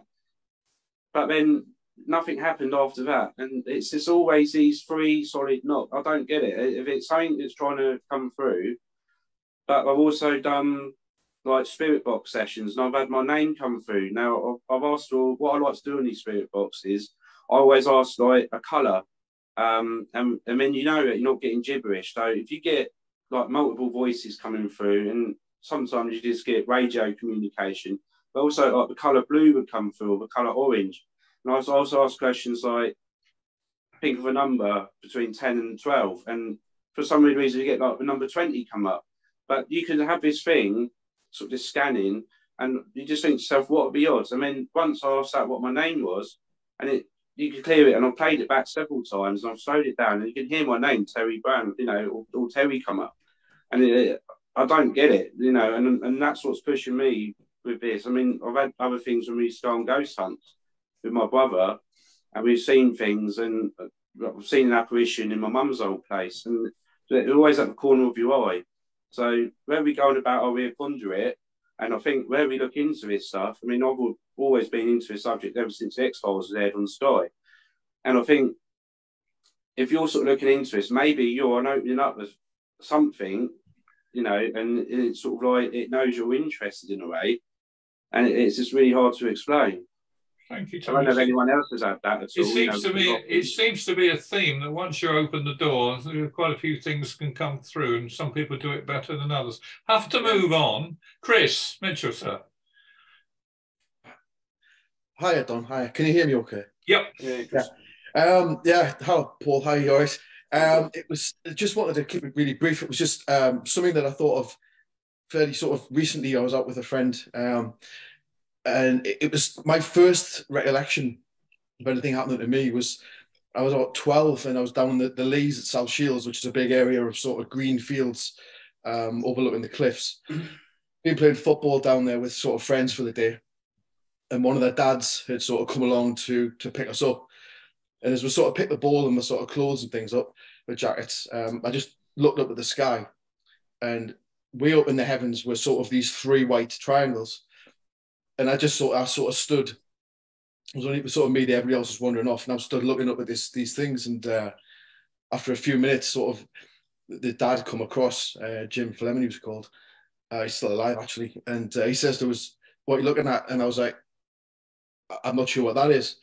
And he looked up at it and he went, oh God, what on earth's that? What on earth's that? I was like, way up. And these three white, literally triangle shapes were just slowly just going across the sky. And I sort of kept looking at it for a couple of minutes. And then one of the kids chucked the ball and stuttered us on the back of the head, which sort of distracted me, and turned round. And when I looked back again, it was gone.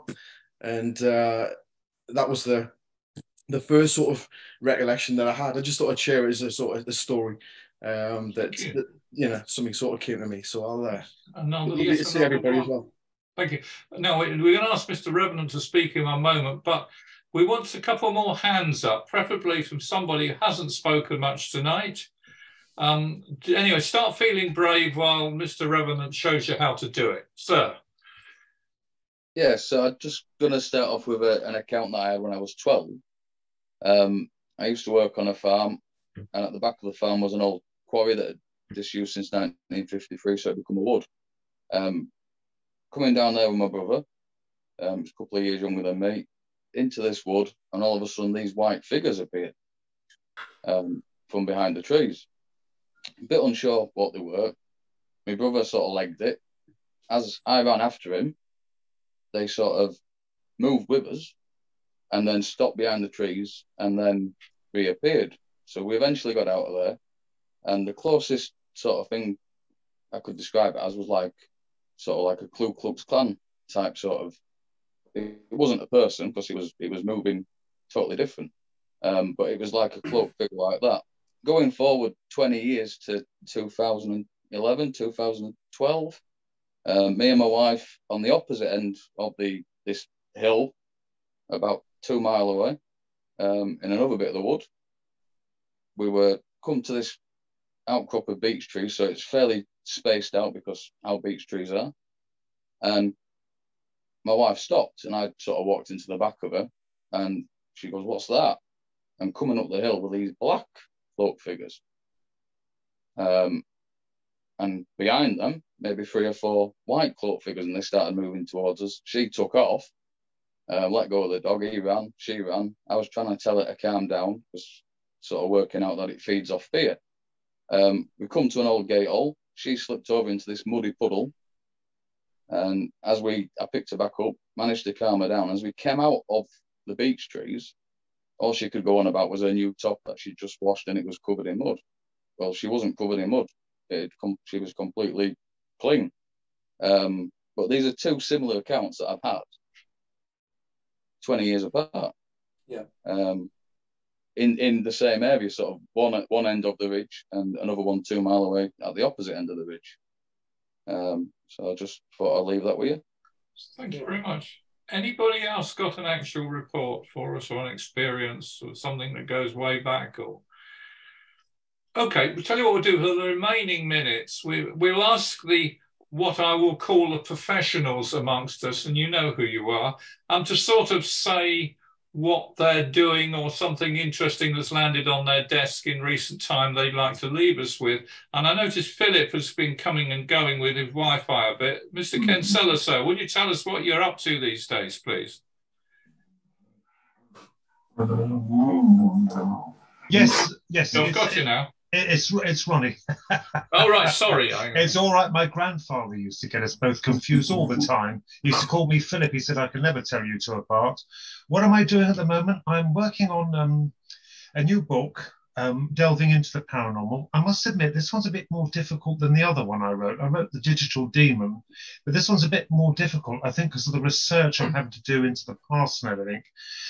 So I'm working on a new book, and I'm also working on my art, because I love an artist foremost. So the creatures for the book, you know, these reports people have made, certainly the greys and the reptilians.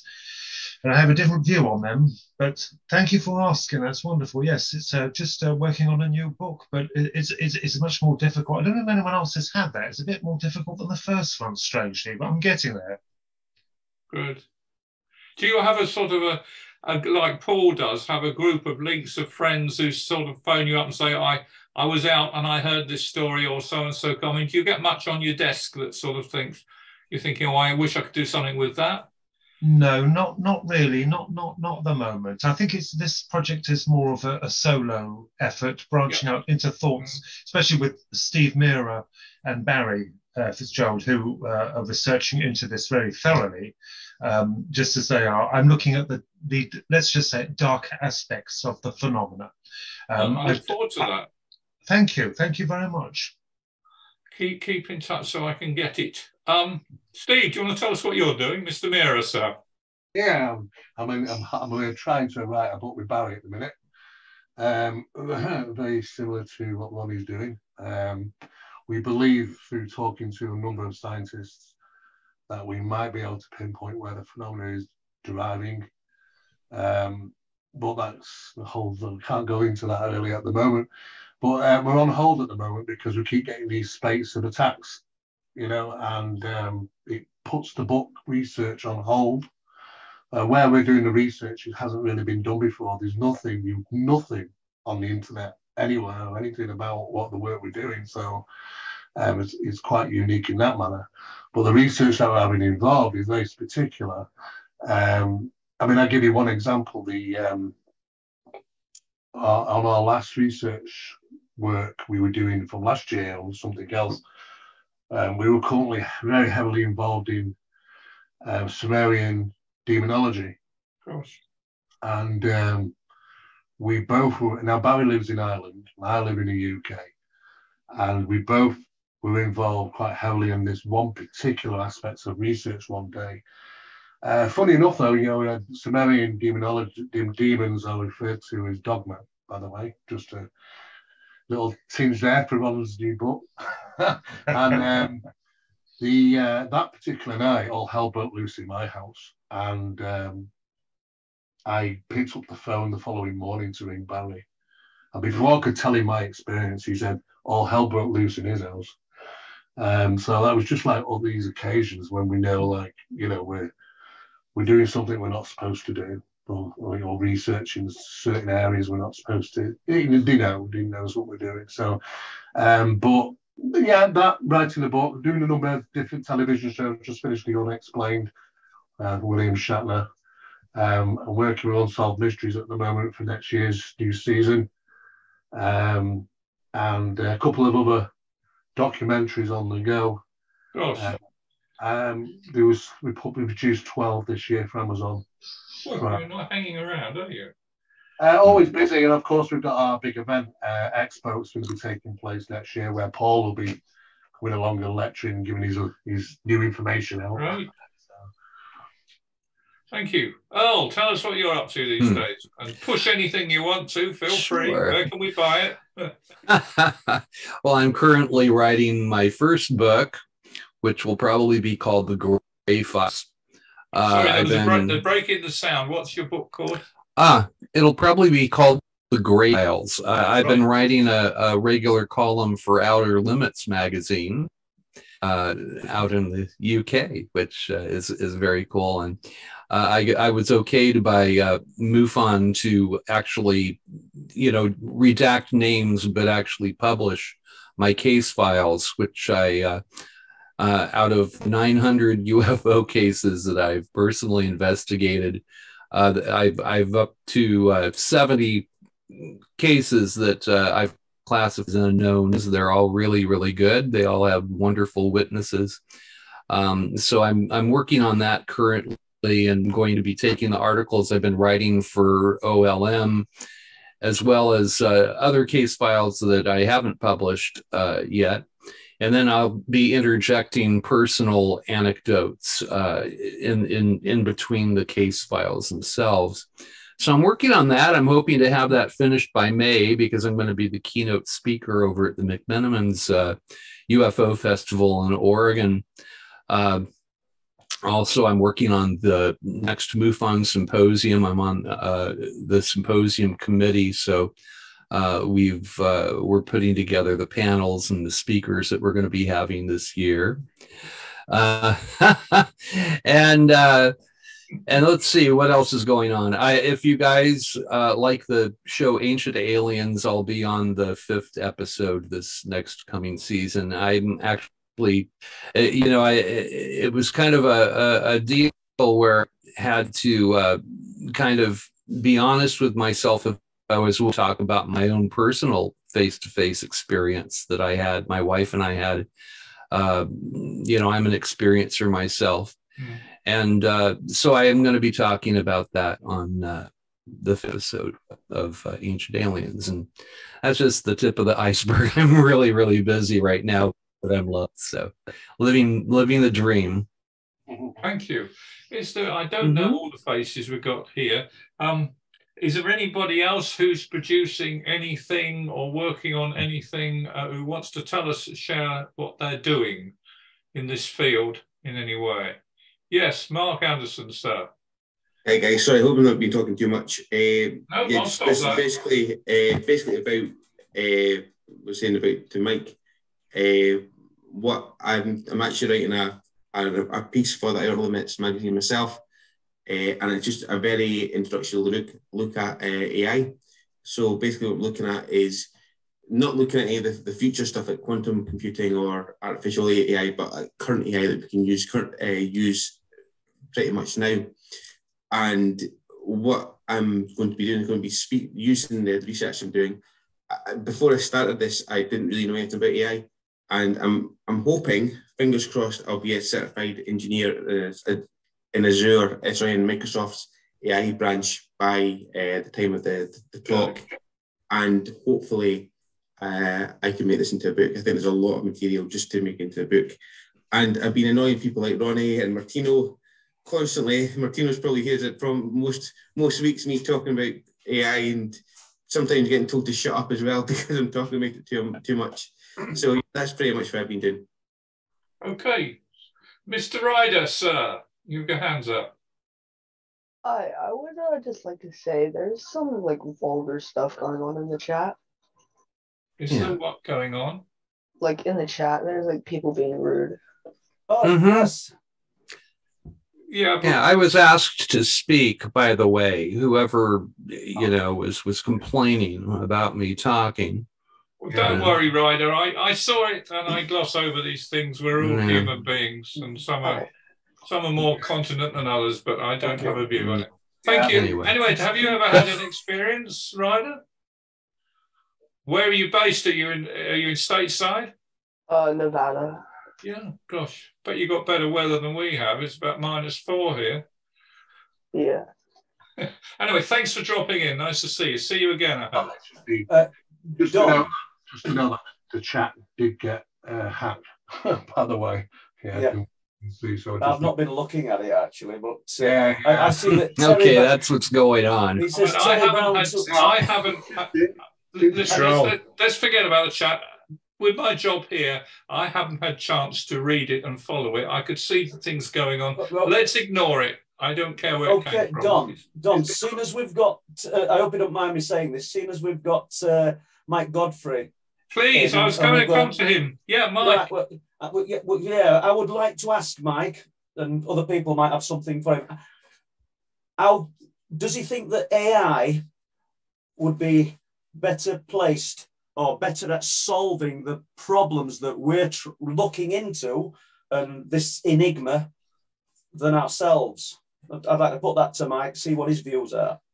Yeah, 100%. So look, it's something that you and I have spoken about, Paul, and yeah, look, I think 100% would be more efficient than a human, purely because some of the work that some of the people have spoken about on here is perfect for artificial intelligence or for computers. So one of the things that we briefly spoke about, Paul, was, for example, when you come in from some of the work that you do and you've got 10 hours of footage, how much of that are you going to analyze properly? And how much are you going to analyze late at night when you're tired, etc.?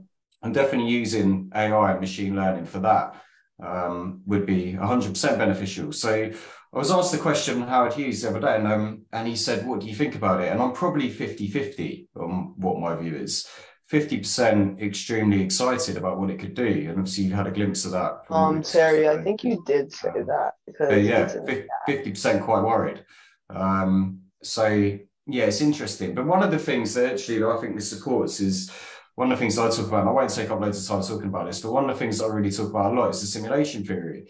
And when you mention things like dimensions and different frequencies, etc., in all the places that I've been, and I've spent a lot of time in war zones in Iraq, in Afghanistan, I've been to Israel, Mesopotamia, I've been all over the world, some of the holiest sites in the world. And nothing that I've found yet doesn't support the simulation theory. And when I say the simulation theory, it's that we are in a built environment somewhere, experiencing different things. So it's been really interesting this year just to listen to people's stories and understanding what my views are on AI, machine learning, simulation theory, etc. Just seeing how all of this ties in, really. And that ties into people like Graham Hancock, Randall Carson, a lot of really good, diligent researchers, including the work that you're doing as well. No, So, Terry, I don't think Sorry, somebody Mike. hacked the chat. I think that was you. Yeah, Mike, I was wondering about, I'm going to go a bit technical, sorry guys. When it comes to ML, images, one of the reasons I would have issues with is how do you train a model to detect a UFO, because they do change size, shapes, Why do you want me on colours. How my personal thoughts were we could probably train models to detect known objects, Nick, how but am not. I the bot? Nick. Yeah, we could probably train models to actually detect things that we know about, and then leave the unknowns as potential candidates for UFOs. How would you go about doing that? So you'd be very surprised actually about how accurate this can be. So if, for example, we look at anomaly detection, that is what AI and machine learning is absolutely geared up for perfectly. Because if you've got a set of frames, so for example, in a video, you're looking at 26 frames a second. AI, machine learning, more importantly, can analyze all of those images in a split second. So when you've got an image from a static camera, which is largely the same most of the time, and a UFO is introduced into that, then it can detect that as an anomaly very, very easily. And of course, it does that at a binary level, so it generally decomposes that image. AI doesn't really look at an image. Obviously, it's a computer at the end of the day, so it decodes that, and it puts a lot of different stuff out from the internet data stream, and like I said, it's all binary. And analyzing something which comes into us. There's a really famous case this year. Forgotten a guy's name, but there was a very famous case of an image in the underground where a video was taken of a train moving, and it gets a very quick glimpse of a ghost. There was perceived to be a ghost in a window, and it picked that up perfectly because it's an anomaly which shouldn't have been there. So yeah, I know. I was wondering about the same thing, because the Dorothy Isaac case, basically, there would only be 1 frame per second. But one thing I would wonder about is, for example, the type of object. So say, for example, I don't know if you're aware of the Kaggle website, and they've got like the training data there. Some of the things that they've said is that the data, like you see how the phenomenon has changed over the years. It's increased in frequency, but also changed in how it actually appears. So nowadays it's seen more as lights than, say, for example, as an object. For example, how would your ML actually work to just detect essentially light instead of, and how would that be detected as an anomaly essentially? Yeah, cool. So so coming back to the point, anomalies are very, very easily detected. So whether that's light, whether it's a shape, whether it's an object, etc. Once you start training AI algorithms through reinforcement learning, then it gets very good at identifying anomalies. But not only that, what it gets very good at doing is categorizing anomalies and then reviewing anomalies. So for example, in cybersecurity, which is my background, when you've got machine learning or AI algorithms which are looking at behavior, how does it know if that's a very quick human or not a very good piece of software? And the way it does that is it effectively keeps pushing it up for a categorization. So for example, when you look at a UFO appearing in an image, what it will do is it will push that up to be reviewed.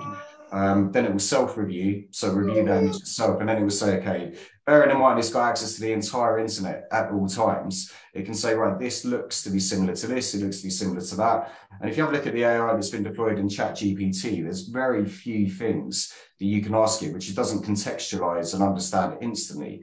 And that's because it's constantly looking in that database of the internet for comparable things. So, for example, what you're talking about here is if you look at an image that's taken in 2022, AI/machine learning will compare that to everything all the way back to depictions of Vimanas in ancient times. So it compares it to everything, to a fully trained data set very, very quickly. And then, like I say, pushes it up until it becomes very accurate. And it's I like the NLP aspect of AI. I think that's really good.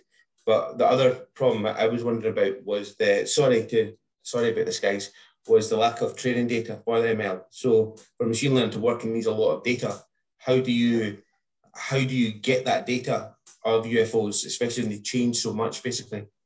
So that is true, and it was very true 5 or 10 years ago, because AI/machine learning was given very small data sets, which you had to train from, and that's why it kept getting things wrong. So if you look at Google's AI, even in 2017, it kept misidentifying people as gorillas and other similar objects. But now, once you train it to train itself, which is the point where we're at, and this is exactly what's happening in Facebook, Google, we've seen a social dilemma, it becomes insanely powerful. So now you don't even need to train a lot of algorithms on data sets. They train themselves through their own reinforcement learning.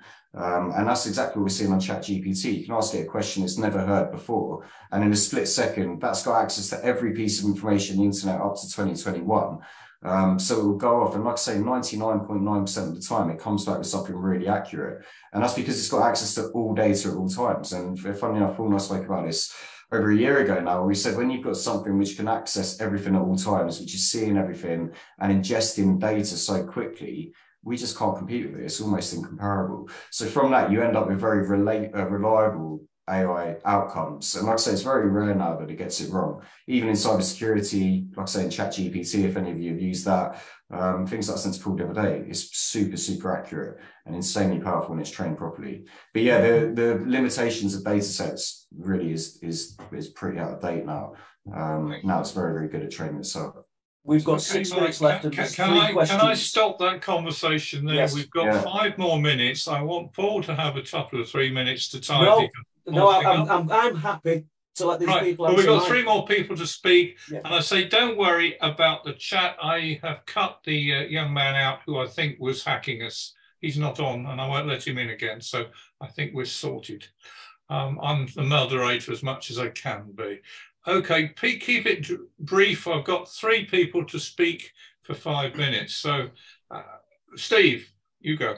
Yeah, very briefly. There was a team from Japan worked on a CRS, advanced CRS system of AI, very similar to what Jack Delay was doing from 1967. Of course, AI computing back in 67 was a bit of a difficulty. But they used it for putting all data in regarding UFO, paranormal, cryptids, and all associated phenomena with them to see if it could come up with some form of conclusion as to what might be responsible. Thinking that we're going to get miles and miles of data out of this thing. But he did spend 3 years putting the data into it. And when he finally pressed the button to try and conclude what was what, 2 things actually was very interesting. The first thing which it delivered was that whatever was responsible, it thought that it had the capabilities of creating physiological constructs. And the top thing, which was really interesting, is that the computer system saw so much connectivity between all phenomena, it decided to call it the source. So it said the source. So it saw it as a singular source with various capabilities of physiological constructs. Just interesting what AI might come up with when we get to doing more of these tests. Yes. So, I'm just picking up on what you said there, Mike Godfrey. You talked about the AI is self-learning as it goes on, self-refining and improving as it goes along without any really human intervention in a way. And you also brought up a scenario of, say you had a long form video, what you was analysing.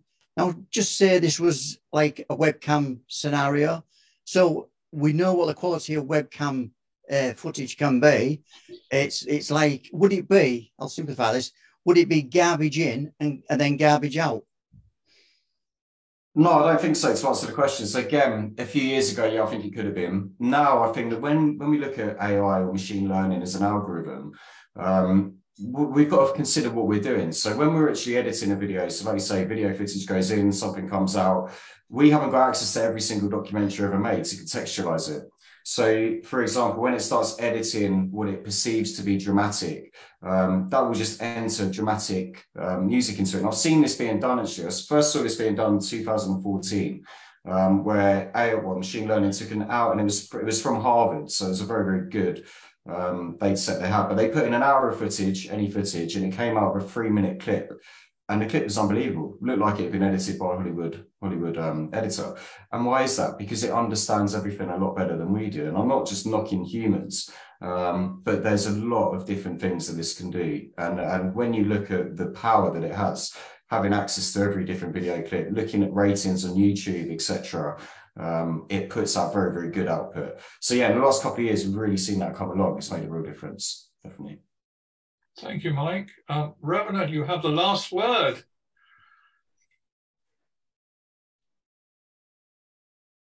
Yeah, so you're just on. to Mike, have you got me? Yep. Yeah.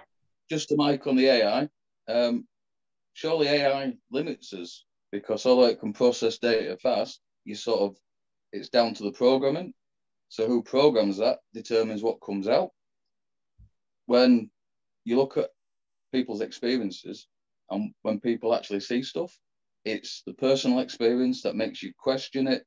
You don't get that with AI. So I feel it would probably be limited as opposed to expansion. Yeah, so you do have a lot of issues with that. And I've said to a lot of people, so I write code, it's my background, I write code in Python. And I've said to all of my friends, your kids will never write a line of code. And now if you ask ChatGPT to write you a program which will do anything, it will do it. And that's accessible to every single person in this call right now. So human coding is going down, technical coding is going up. But yeah, for things like witness account and witness testimony, yeah, you're never gonna compete with that in terms of the compassion empathy it's put into it and the passion behind it. But where I think it is useful is, like we say, for going through that data, contextualizing that data, looking at what it can or can't be. But yeah, I think there's 100% it's going to be limited for humans. I think a lot of people are going to be out of jobs. We're seeing that recently anyway. And it is, like I said, it's a worrying time when it comes to that. I think the main thing is that you don't have to program it with a belief system. We all have belief systems, even if we don't think we do have. If that doesn't lend hand to the conclusion, then basically AI doesn't have a dog in the race. Yes. There is some people actually worried about how you would code it. There is some the ethicists saying that there could be potential issues about how you code it. I'm not entirely sure how that happens. The main problem is the data set which Mike was talking about. So especially when it comes to like different racial backgrounds, they're particularly worried about that, basically. Yeah, 100%. Yeah, no, you never know what you're going to get. So, gentle people, can I draw it to a close? Thank you so much. I've thoroughly enjoyed it. I think we've all, just enjoyed each other in the nicest sense of the word, which we can't always do. If you like the way, we're certainly not anticipating doing this on a sort of every other week sort of basis, but if you like this format, we could do it on an occasional seasonal basis with Paul's permission, and do let him know by however you like. But I wish you all a very happy Christmas and happy hunting in whatever you do. And it's been a great joy for me to meet you all. And do keep stuff coming to the website and keep tuning in to Paul every Thursday.